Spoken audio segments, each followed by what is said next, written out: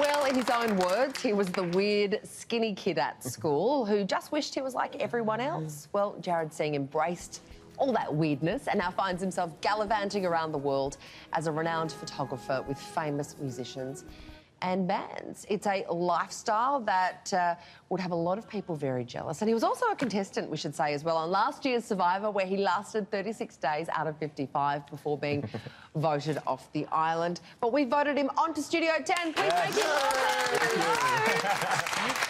First up, how's life been since leaving Survivor? It's been great. I've had some food. I haven't had to... You've washed that hair. I've washed the hair. I haven't had to Luminous fight people for a bag of rice. So it's been great. Been travelling around a lot, working with some amazing people. So. Yeah, some pretty cool people. Have you had a pinch yourself moment? Yeah.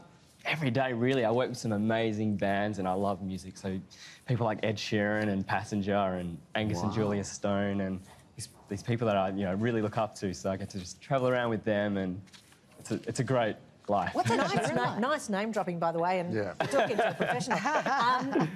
What sort of access are you getting with these people? Are you able to get some really candid shots? Yeah, well, I tour with these guys, so, we're travelling 24/7, around the country, around the world, and you see the glamour on stage and you see the behind-the-scene moments, and it's such an eye-opening experience. What's the most sort of intimate shot you've got? What's the moment where you've actually had to say that on TV, especially with Mike. Passenger, he often says, if we ever have a falling out, I'm in trouble because you have hard drives full of everything.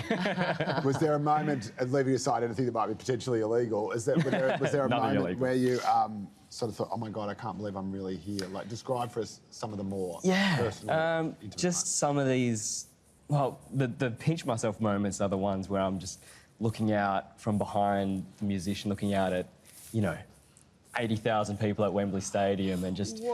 With someone like Passenger, I've worked with him for years and years and I've seen him play to 5 people in a pub, random pub, and then to see the progression and see him play to thousands and thousands, it's such a...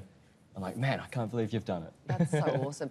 You're from WA as well, and you've paid tribute to the West in a brand new exhibition with some of your best photos. What an extraordinary place to photograph, though. WA is just gorgeous, isn't it? It's amazing. And this exhibition is called Margaret River. It's called The Edge, Margaret River and Beyond. So it's all my favourite photos from the southwest of WA and just showing, as you can see just from these, the diversity and the beauty and the ruggedness of this part of the world. And these are real untouched photos, or is there a bit of both? Yeah, or is it... well, I mean, there's always an editing process, but I mean, I don't know, have you guys been to WA? Well, because if you go down, you'll see like that's what you get. Yeah. And the good thing about this exhibition is that it's not just my work. I've chosen some other photographers, local photographers, to exhibit alongside me because there's so much there, and the perspective from the locals is really special as well.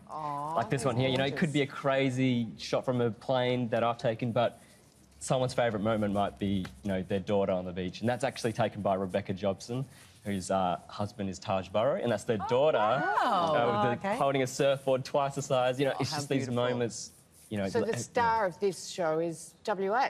It's WA. It's Margaret River. Now you have an uncanny resemblance to a DJ. I don't even know who this DJ is. But I heard his name, Steve Aoki. Yeah. Isn't it? And there's some interesting story. Yeah. Oh wow. Probably not. Is that your brother from another mother? Yeah, I guess I'm not helping that stereotype of all Asian people look the same. And he's a pretty big deal. He's a big deal. He's a much bigger deal than I am, and I get called Steve all the time. And then he was playing a show in Perth one day, and I thought, I'm just going to embrace it. I'm just going to pretend to be him. I'm going to walk around and see what happens. And what happened was, it was pretty overwhelming. But I got about 100 selfies with people who thought I was him. Any good VIP entry? I did. You could get into a lot of places. There were some times where I just ran backstage and someone would stop me and then someone else would yell out, do you know who this guy is? And I would get in. Well done. Jarrad, you are a superstar. Thank you so much for swinging by. Thank you so much for having me. Good to see you. Awesome.